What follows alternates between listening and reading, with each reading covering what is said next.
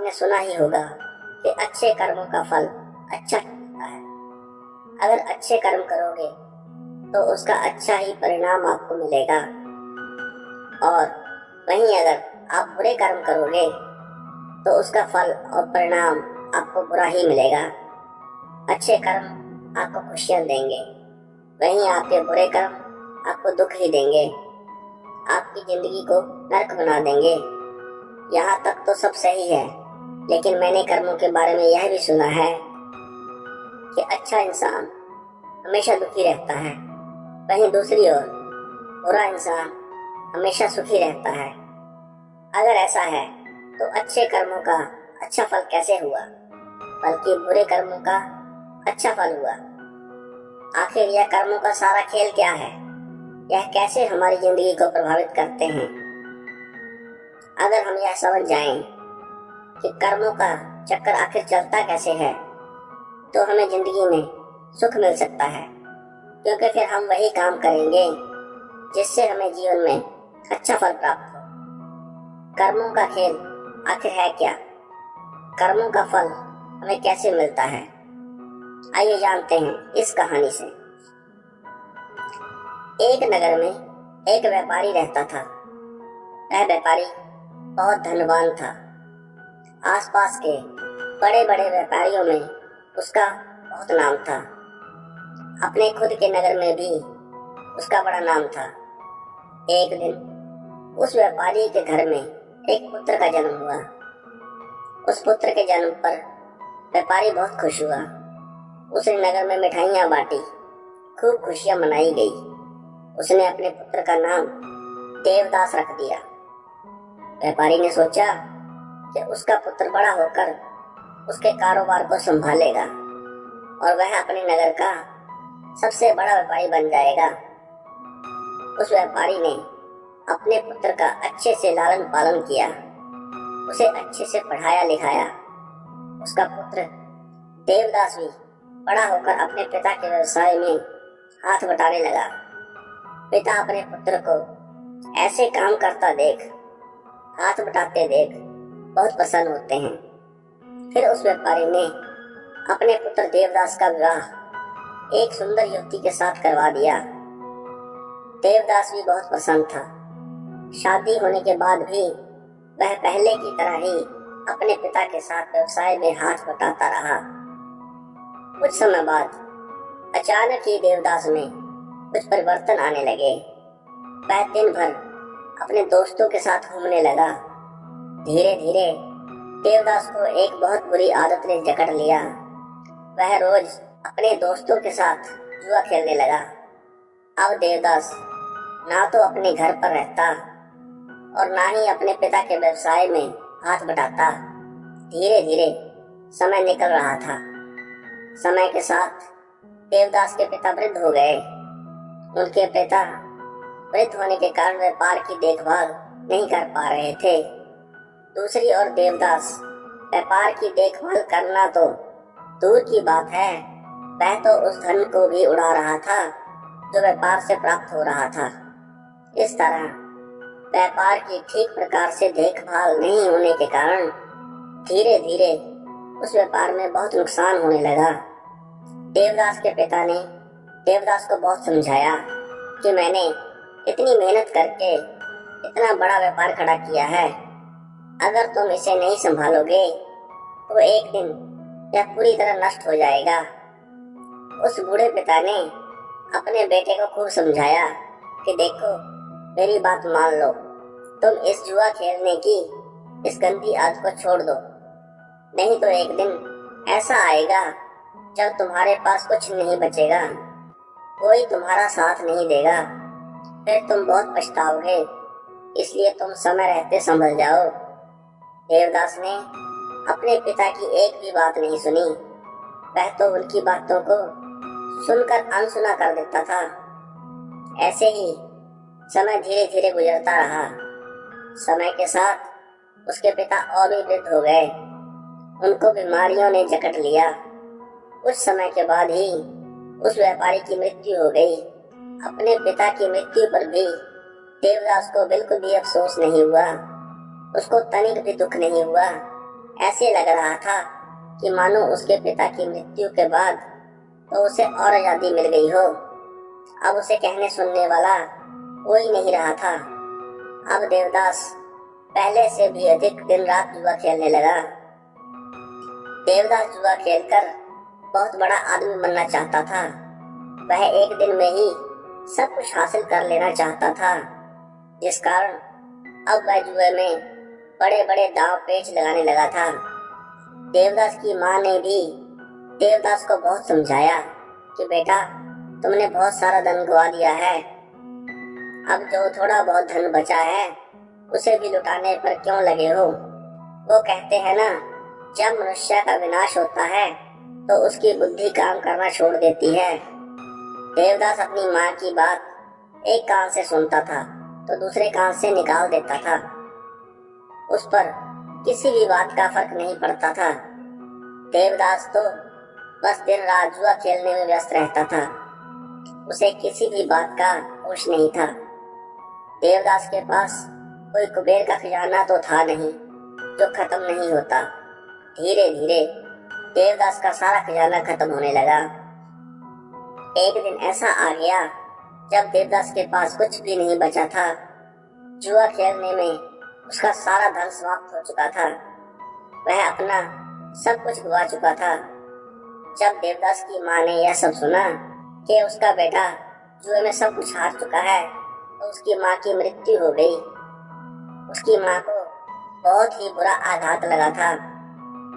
देवदास को तो अपनी माँ की मृत्यु पर कोई भी अफसोस नहीं हुआ।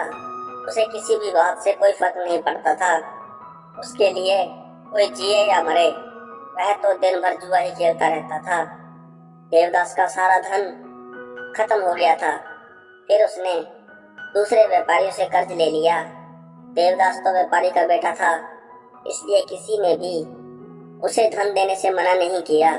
लेकिन देवदास ने वह धन भी दिन रात जुआ खेलने में ही नष्ट कर दिया। अब देवदास के ऊपर बहुत सारा कर्ज हो चुका था। अब उसके घर में 2 वक्त का खाना खाने जितना धन भी नहीं बचा था। अब तो देवदास की हालत ऐसी हो गई थी कि उसके पास ना तो खाना बचा था और ना ही खाने के लिए भोजन की व्यवस्था हो पा रही थी। पहनने के लिए नए कपड़े भी नहीं थे। वह बिल्कुल कंगाल हो चुका था। अब पूरे नगर में सबको यह पता चल चुका था कि देवदास अब तो कंगाल हो चुका है। उसके पास कुछ भी नहीं है। जब देवदास किसी से कोई मदद मांगने जाता तो सब उसे मना कर देते थे। एक समय वह भी था जब उसके परिवार का नाम बड़े बड़े व्यापारियों में आता था, लेकिन देवदास की गंदी आदत के कारण उसने अपना सब कुछ गवा दिया था। अब कोई भी उसकी मदद नहीं करता था। देवदास का जब सब कुछ समाप्त हो गया, तब उसे इस बात का एहसास हुआ कि समाज में लोग इज्जत तभी करते हैं जब उसके पास पैसा है। जैसे ही मनुष्य का पैसा खत्म हो जाता है तो उसके साथ साथ ये इज्जत भी खत्म हो जाती है। लोग उसी मनुष्य की इज्जत करते हैं जो मेहनत से कमाता है और अपने जीवन में एक कामयाब इंसान बनता है। जब देवदास के ससुर को यह बात पता चली कि उसका दामाद कंगाल हो चुका है, तो वह अपनी पुत्री की चिंता करते हुए तुरंत ही अपनी पुत्री से मिलने चला गया। उसने वहां जाकर देखा कि उसकी पुत्री तो बहुत दुखी है। उसकी पुत्री ने फटे पुराने कपड़े पहने हुए थे। धूप के कारण उसका गुलाब सा चेहरा मुरझा गया था। अपनी बेटी की ऐसी हालत देखकर उसको देवदास पर बहुत गुस्सा आया। उसने अपनी बेटी को अपने साथ घर ले जाने का निश्चय कर लिया था। उसने ना तो देवदास को कुछ कहा और ना ही कुछ सुना। वह अपनी पुत्री को लेकर अपने घर चले गए। शाम के समय जब देवदास घर पहुंचता है, तब उसे पता चलता है कि उसकी पत्नी को तो उसके ससुर जी अपने साथ ले गए हैं। यह देखकर देवदास बहुत दुखी होता है। अब वह बिल्कुल ही अकेला पड़ चुका था। अब तो ना उसके पास पैसा था, ना बीवी थी। और ना ही उसके माता पिता थे। सब लोग उसे अकेला छोड़कर चले गए थे। देवदास अपनी ऐसी हालत देखकर फूट फूट कर रोने लगा। अब देवदास को अपने पिता की हर बात याद आने लगी जो उसके पिता ने उसे समझाई थी। उसकी ऐसी हालत का जिम्मेदार वह स्वयं ही था। वह अपने ही आप से कहने लगा कि एक दिन ऐसा था जब मेरी गिनती नगर के बड़े बड़े व्यापारियों में होती थी और आज मेरे पास खाने के लिए खाना तक नहीं है। मैंने अपने पिता की सारी जमा पूंजी इस जुए में हरा दी है। अब आज के बाद मैं कभी जुआ नहीं खेलूंगा। अब मैं मेहनत करूंगा और अपना खुद का व्यापार फिर से खड़ा करूंगा। ऐसा विचार करने के बाद देवदास अपने ससुर से मिलने के बारे में सोचता है ताकि वह उनसे कुछ धन उधार ले वह अपना व्यवसाय शुरू कर सके। सुबह होते ही वह अपने ससुर से मिलने के लिए निकल पड़ता है। शाम होते होते वह अपने ससुराल तक पहुंच जाता है। ससुराल पहुंचकर अपनी हालत को देखकर वह रोने लगता है। अपने फटे पुराने कपड़ों को देखकर वह सोचता है कि वह अपने ससुराल ऐसे फटे पुराने कपड़ों में तो नहीं जा सकता है। मेरी थोड़ी बहुत जो इज्जत बची है वह भी चली जाएगी। मैं इस इज्जत को नहीं गवा सकता हूँ। मैं साफ सुथरे कपड़े पहनकर ही अपने ससुर से मिलने जाऊंगा। फिर उसे ध्यान आया कि उसके पास कपड़े खरीदने के लिए पैसे तो है ही नहीं। वह नए कपड़े कहाँ से खरीदेगा और अगर वह अपने फटे पुराने कपड़ों में ससुराल जाएगा तो उसकी बची खुची इज्जत भी चली जाएगी। यह सब सोचकर वह इधर उधर देखने लगा। तभी उसकी नजर एक कपड़े की दुकान पर जाती है, लेकिन शाम हो जाने के कारण वह दुकान बंद हो चुकी थी। देवदास ने निश्चय किया कि वह सुबह तक इंतजार करेगा। जैसे ही दुकान खुलेगी तो मैं अपने ससुर का नाम लेकर कपड़े खरीद लूंगा और जब मुझे ससुर जी से पैसे मिल जाएंगे तब मैं इस दुकान वाले को उधार चुका दूंगा। फटे पुराने कपड़ों में ससुराल वालों के घर जाने से तो अच्छा है मैं एक रात इस दुकान के बाहर ही निकाल लूं। यह सोचकर देवदास उस कपड़े की दुकान के बाहर ही सो जाता है। रात्रि हो चुकी थी। चारों तरफ सन्नाटा छाया हुआ था। सभी लोग गहरी निद्रा में सो चुके थे, पर देवदास को नींद नहीं आ रही थी। भूखे पेट भला कोई कैसे सो सकता है। देवदास भूख के मारे इधर उधर करवटें ले रहा था। तभी देवदास ने देखा कि एक युवक चुपचाप दुकान के भीतर जा रहा है। उसके भीतर जाने के कुछ देर बाद ही एक स्त्री भी दबे पांव उस तरफ आई और दुकान के अंदर चली गई। देवदास को वह स्त्री अंधेरे में भी जानी पहचानी लग रही थी। देवदास ने उस स्त्री को ठीक ढंग से देखने के लिए दुकान की खिड़की से दुकान के भीतर झांका।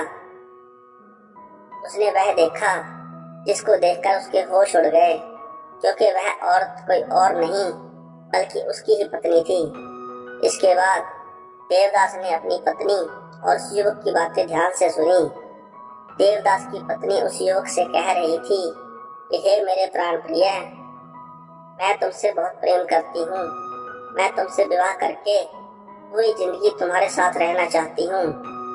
मैंने आज तुम्हें यहाँ एक राज की बात बताने के लिए बुलाया है ताकि हम विवाह के बाद आराम से रह सकें। हमारे पास किसी भी चीज की कोई कमी ना हो।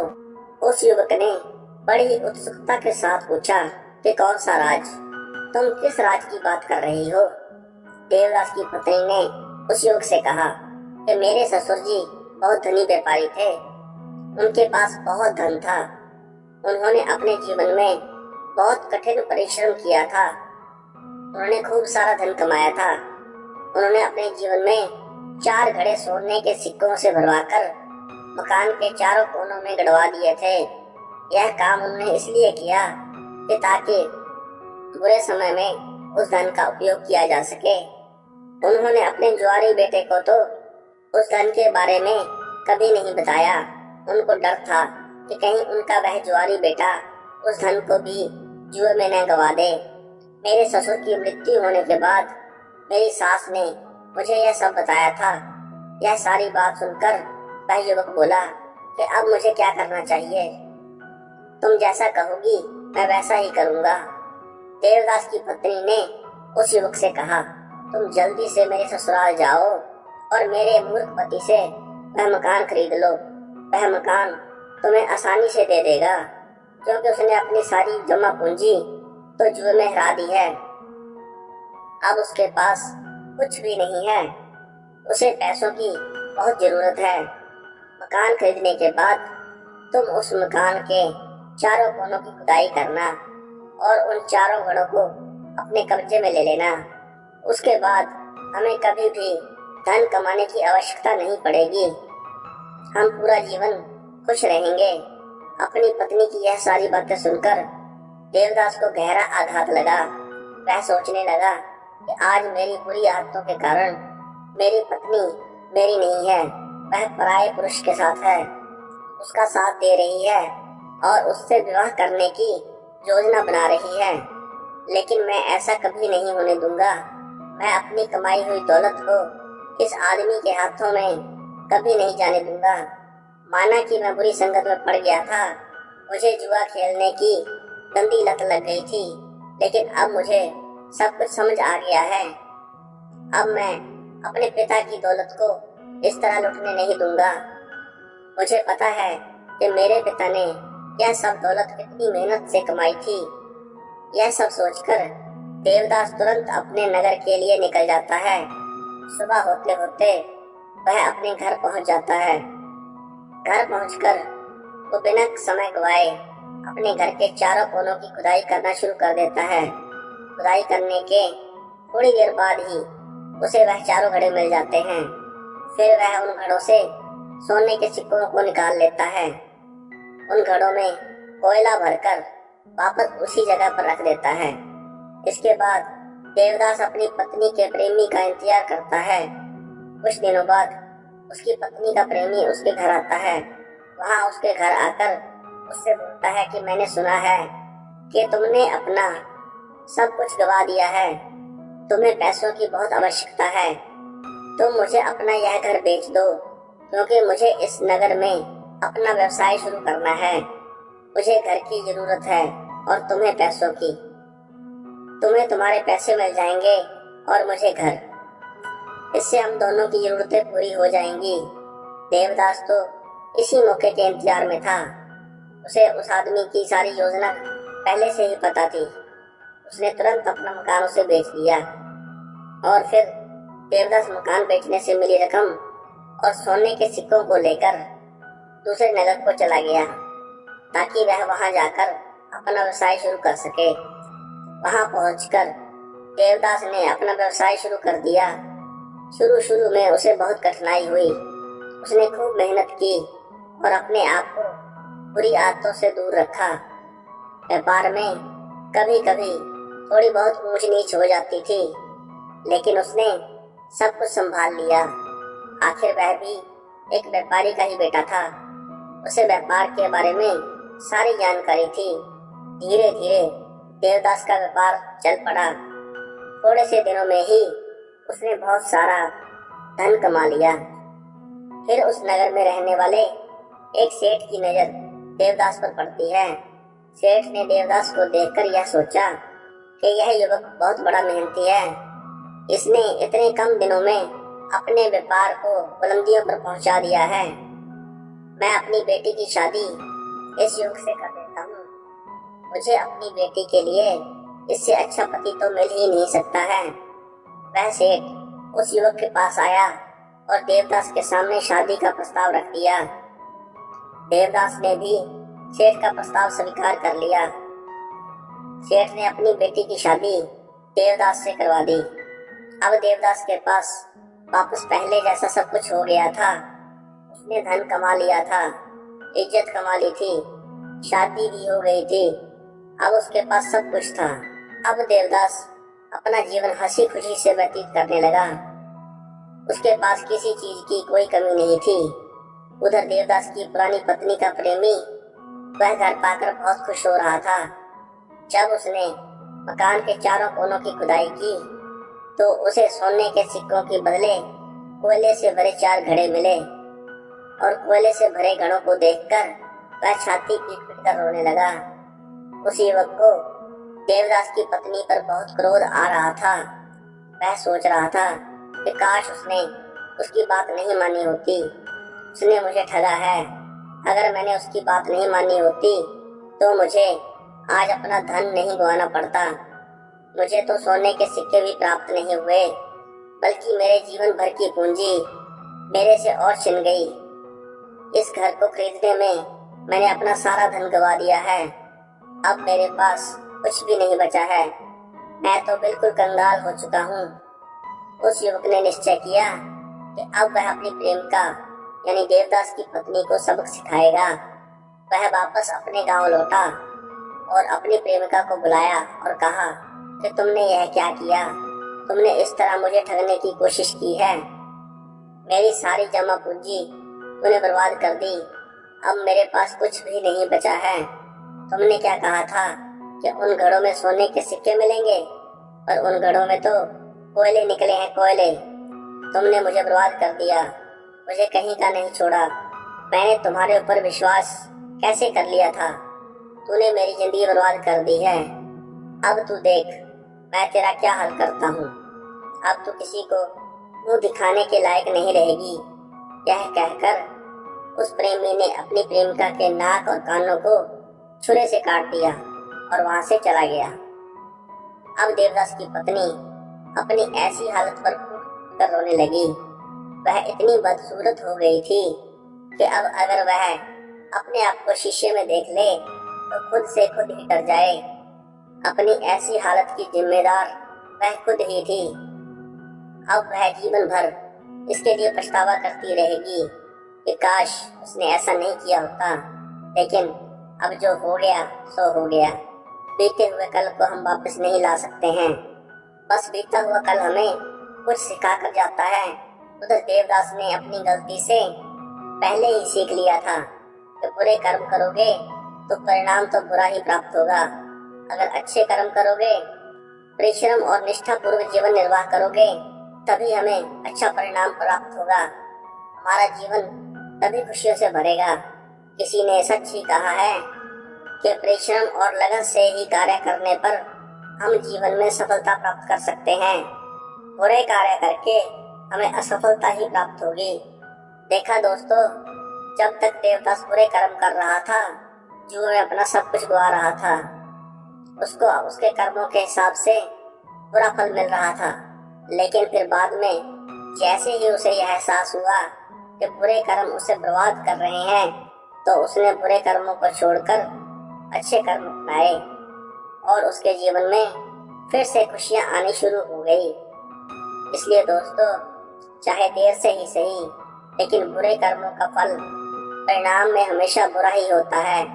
वहीं दूसरी ओर अच्छे कर्मों का परिणाम सदैव जीवन हितकारी होता है। अगर आपको यह कहानी अच्छी लगी हो तो वीडियो को लाइक करें, चैनल को सब्सक्राइब करें। कहानी को अंत तक सुनने के लिए आपका धन्यवाद।